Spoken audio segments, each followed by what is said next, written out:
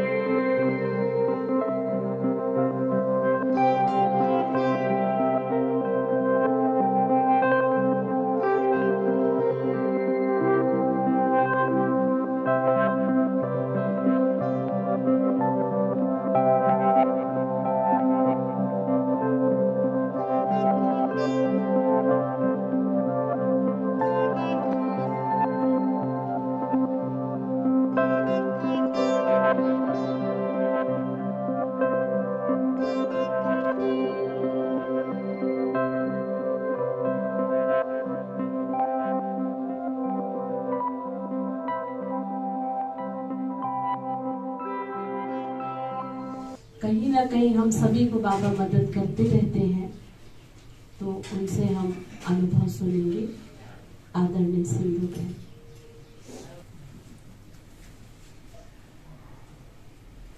Time बहुत थोड़ा है और हमने जो बाबा के 18 कदम सुने, मुझे लगता है उसमें सब कुछ आ गया। बाबा ने सब कुछ कह दिया, हमें कैसे जीना है, जीने की कला क्या है, हमारा व्यवहार कैसे होना चाहिए, और हम कैसे लाइट हाउस माइट हाउस बन सकते हैं। जहां तक अनुभव का सवाल है,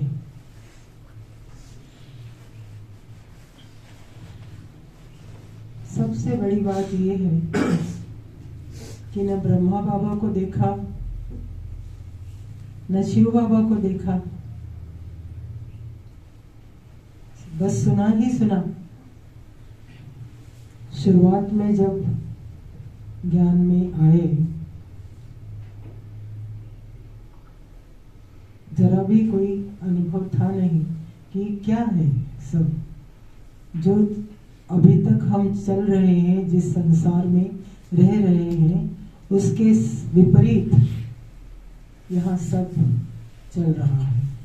और चल नहीं रहा, बहनें भाई बड़े शौक से वैसा जीवन जी रहे हैं।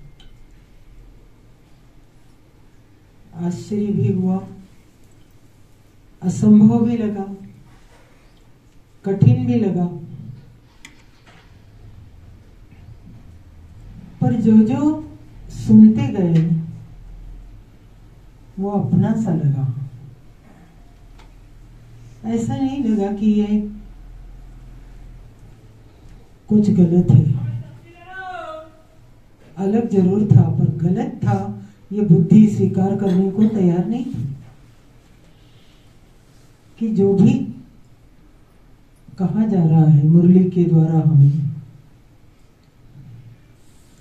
वह वाणी ऐसा अंदर तक चली जाती थी, चुभती थी कि हम क्या जीवन जी रहे हैं और हमें इसे बदलना ही होगा। ये दृढ़ निश्चय मेरा पहले दिन से हो गया था।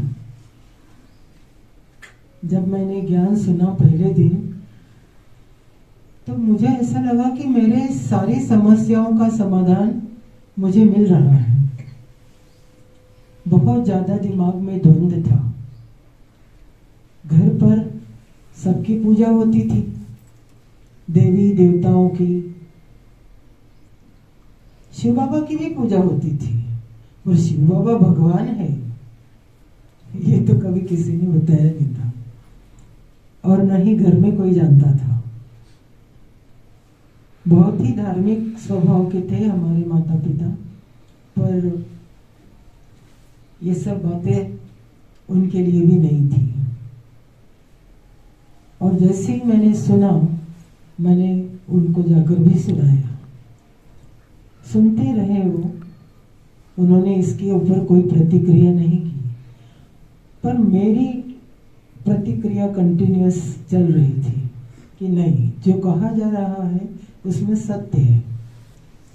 और जब वही सत्य है, तो हम जो कुछ अभी तक करते आ रहे हैं वो क्यों? बहुत विचित्र स्थिति हो जाती है जब ऐसा द्वंद्व दिमाग में चलता है, कंटिन्यूअस कंफ्यूजन। पर बाबा ने जितनी स्पष्टता से बताया, दिमाग एकदम साफ हो गया कि सब देवी देवताओं की पूजा में अपना समय व्यर्थ करने से कोई लाभ नहीं। मैंने क्वालिफिकेशन एमएड तक किया,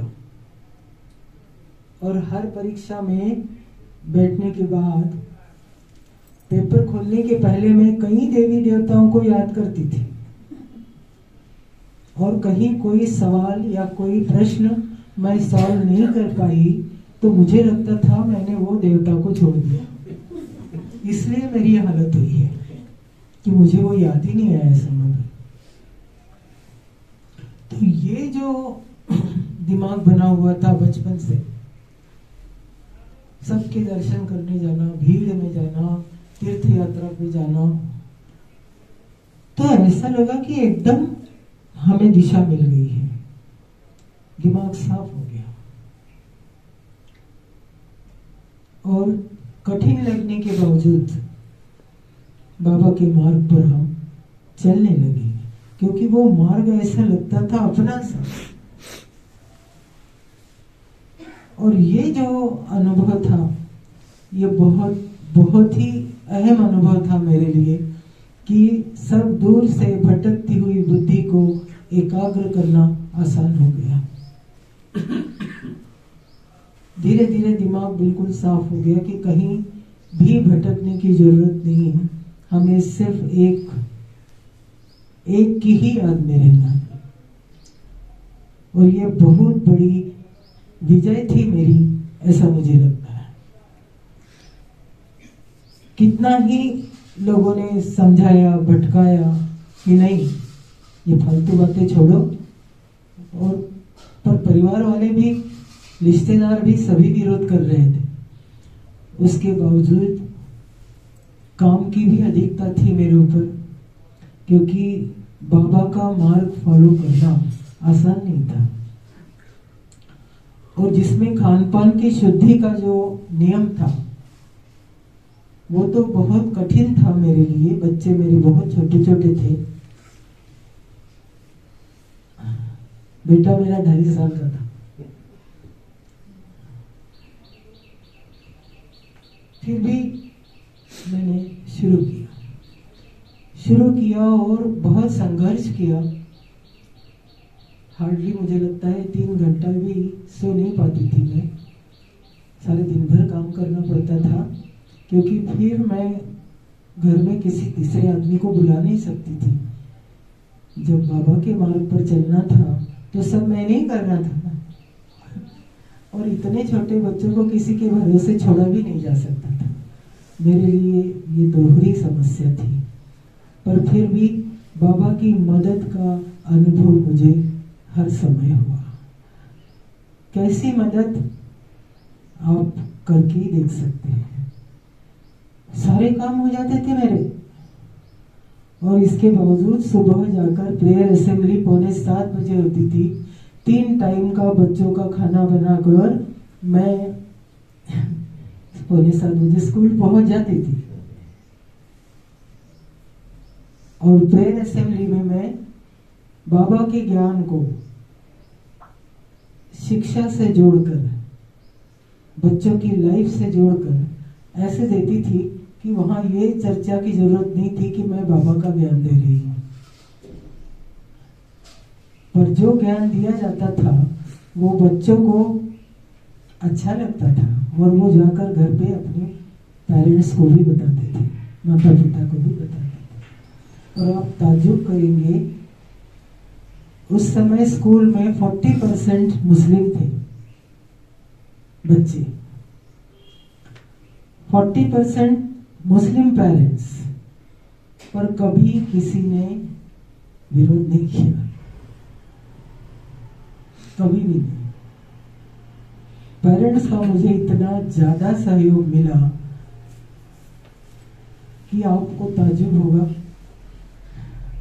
नर्सरी की 12 classes, 12 sections, 12 to 13 sections every year. Just imagine कि क्या स्थिति हो गई थी स्कूल की, ओवरलोडेड।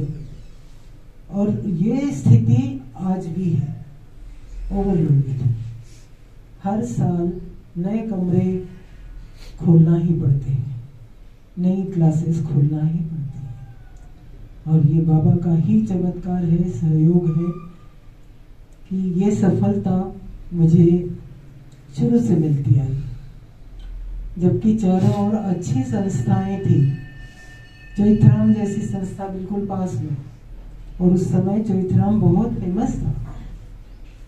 इतना फेमस था कि मैं अपनी बेटी को वहां एडमिशन कराने गई तो उसे एडमिशन नहीं मिला।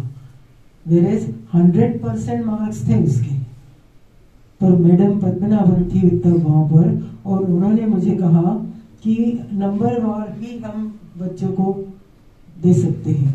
आपकी बच्ची ने बराबर 100% मार्क्स प्राप्त किए हैं, पर हम उसको एडमिशन नहीं दे सकते क्योंकि उसका नंबर 77 नंबर है और वहां तक जाने की जरूरत है, हमारी 2 क्लासेस भर गई है, उसे एडमिशन नहीं मिला। और यही कारण था कि मुझे स्कूल खोलना पड़ा था।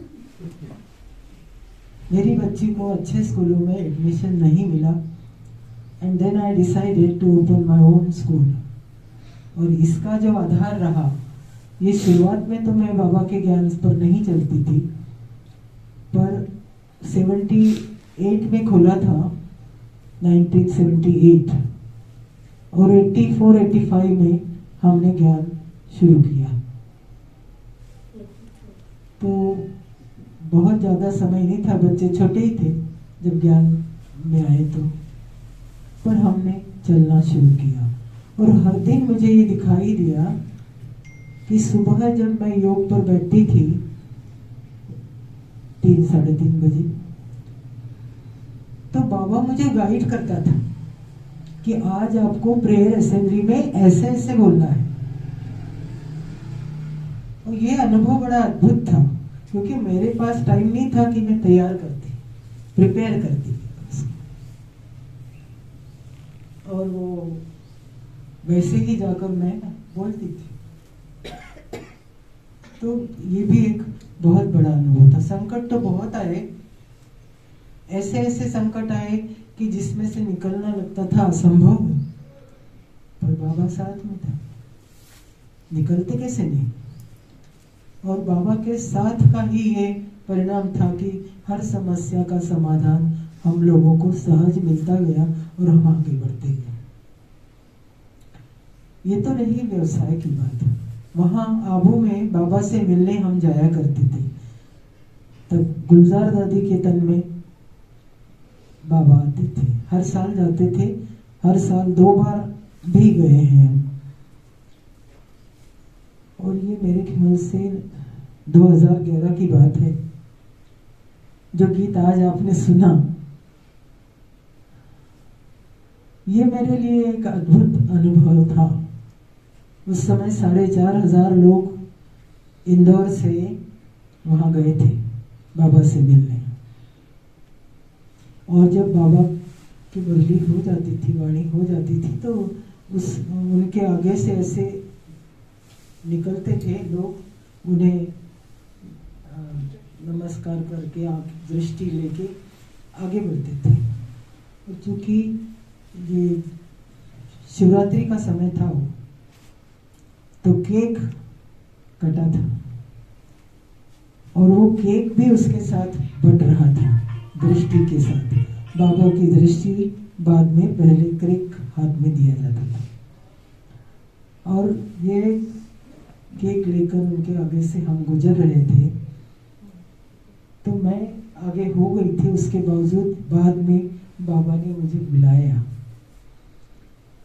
मेरे लिए अभी भी वो जब याद आती है तो मुझे पूरे बदन पे गुज़बम्स हो जाते हैं। उन्होंने मुझे बुलाया, मेरे हाथ में से केक उठाया और मेरे मुंह में डाला। आज जो गीत आपने सुना, वो इसी अवसर का लिखा हुआ गीत है मेरा। स्वर सिंधु करके मेरी किताब है गीतों की, उसमें जो गीत है उसमें एक ये भी गीत है। मैं आश्चर्यचकित रह गई, मुंह में खिलाया मेरी, और मुझे लगा कि मैं बाबा की लाडली हूं। बाबा ने मेरे को अपने हाथों से खिलाया है, और वो अनुभव लेके मैं इतनी मतलब समझ में नहीं आया मैं क्या करूं, कैसे इसको मैं प्रकट करूं। बहुत ही अद्भुत अनुभव था वो, पर उसने मुझे काफी शक्ति दी और ये महसूस कराया मुझे कि शिव बाबा और ब्रह्मा बाबा एक साथ है, कंबाइंड वो है और हम बाबा के साथ कंबाइंड है। इसलिए हमारे पास भी, हमारे साथ भी शिव बाबा भी है, ब्रह्मा बाबा भी है। ये अनुभव होता रहा मेरे को हर समय, और इस अनुभव के बाद मैंने महसूस किया कि मेरे जीवन में एकदम परिवर्तन आया, और ऐसा परिवर्तन कि जो मुझे शक्ति भी देता था, जीवन जीने की कला भी देता था।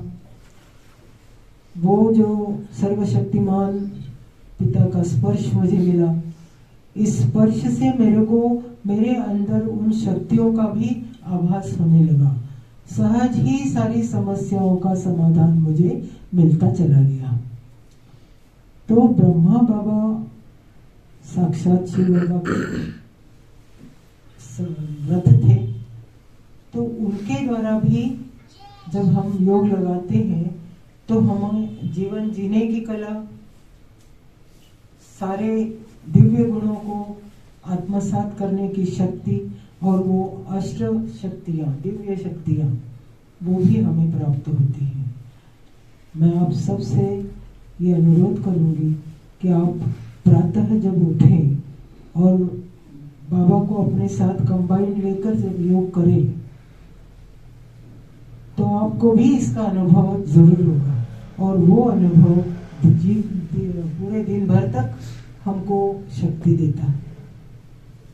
बाकी हमने अभी 18 कदम सुने हैं, आप और भी सुनेंगे। बोलने को तो बहुत कुछ है, अनुभव तो बहुत है, पर इतना वर्णन करने का समय नहीं है। आपने बड़े प्यार से, शांति से सुना मेरे को, और सबका बहुत बहुत धन्यवाद। ओम शांति। सिंधु बहन ने जो आज अनुभव हो सकता है, जो सुनाने की दरकार है, उसका कारण ये है कि जैसे दीदी ने ये कहा कि अव्यक्त बाप दादा होने के बाद आपके क्या अनुभव रहे। क्योंकि मैं अपने आप को बड़ा खुश नसीब समझता हूं कि आज इस संस्था से जुड़ा। ये मैं आपको एक छोटी सी बात बताना चाहता हूं कि ये साधारण बात नहीं है। आप सभी जो यहाँ आए हो बाबा के घर में, ये बहुत ही चुनी हुई आत्माएं हो। तो सबसे बड़ा अनुभव ये है कि हम जब बाबा के यहाँ बनते थे, यही सबसे बड़ी खुश नसीबी है। शॉर्ट में चूंकि बताना चाहूंगा, वैसे तो बहुत सारी बातें होती है, समय इतना है नहीं, लेकिन ये कहते हैं कि जब यहाँ आते हैं तो जैसे आज भी बाबा ने कहा कि मनोकामनाएं आपकी पूर्ण हो जाती है। सवाल ये हमेशा पैदा होता है कि जब मैं स्टूडेंट हूं या फिर एक जूनियर डॉक्टर हूं, तो ऐसी कौन सी मनोकामनाएं पूर्ण हो सकती है। क्योंकि हम जब यहाँ आते हैं, जब ज्ञान मिलता है, तो 21 जन्मों की बात होती है। 8 जन्म और 12 जन्म होते तो 20 जन्म है, तो 21 जन्मों की बात कैसी हुई। तो अंत में मालूम पड़ता है कि ये जो जन्म है, ईश्वरीय जन्म जो हुआ है, ये हमारा 21वां जन्म है, पहला जन्म। और हम बहुत ही भाग्यशाली है जो एक ही जन्म में ईश्वर का हमारे को सानिध्य प्राप्त होता है। उसके बाद कभी भी 20 जन्म हमारे को ईश्वर के बारे में पता नहीं पड़ेगा। मेरे कई दोस्त मुझे ये पूछते हैं कि जैसे बहन जी ने बताया कि चोइथराम अस्पताल में थी, लेकिन मैं आज वास्तविक परिस्थिति है कि मैं चोइथराम में आज एक विशेषज्ञ रूप में आज काम कर रहा हूं। मेरे वहां के एक दोस्त मुझे पूछते थे कि डॉक्टर साहब आप वहां जाते हैं, ऐसी संस्था में आपको क्या मिलता है। तो मैंने कहा मुझे अनुभव मिलता है। तो बोले अनुभव, तो मैंने कहा बस यही सबसे बड़ी बात है कि स्वयं जाके उस अनुभव को प्राप्त करना कि खुशी क्या है और दुनियावी चीजों से क्या अलग है, यदि देखना है, अनुभव करना है तो आप वहां जाए। एक अंत में सिर्फ छोटी सी बात कह के मैं विराम दूंगा बातों को कि मैं जब इस संस्था के परिचय में आया तब कुछ नहीं था, एक साधारण सा डॉक्टर था। क्योंकि आप भी यही सोचते होंगे कि आज तो हम स्टूडेंट हैं और यहां आके हमें क्या फायदा है। लेकिन एक मैं आपको बात बताना चाहता हूं कि ये कोई साधारण घर नहीं है, ये कोई साधारण कॉलेज नहीं है, ये कोई साधारण पाठशाला नहीं है। ये एक अति विशिष्ट पाठशाला है जिसमें आपकी सब मनोकामनाएं पूर्ण होंगी, बशर्त आप श्रीमत का पालन करें। भगवान के कहे अनुसार चलेंगे तो आप देखिए कहां से कहां चले जाएंगे। इसका इसलिए मैंने कहा कि एक ही बात हमारे को यदि देखना है तो हमारे को सिंधु बहन को देखिए।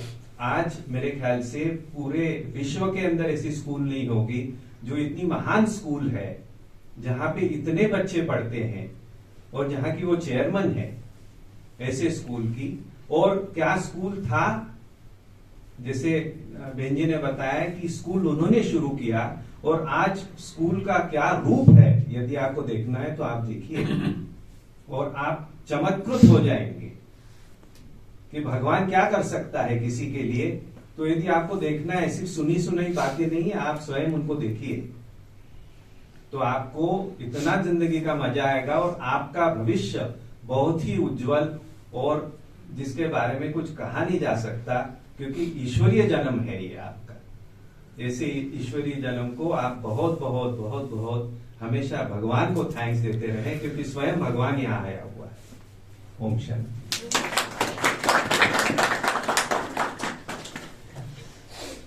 बहुत बहुत धन्यवाद आदरणीय डॉक्टर साहब का।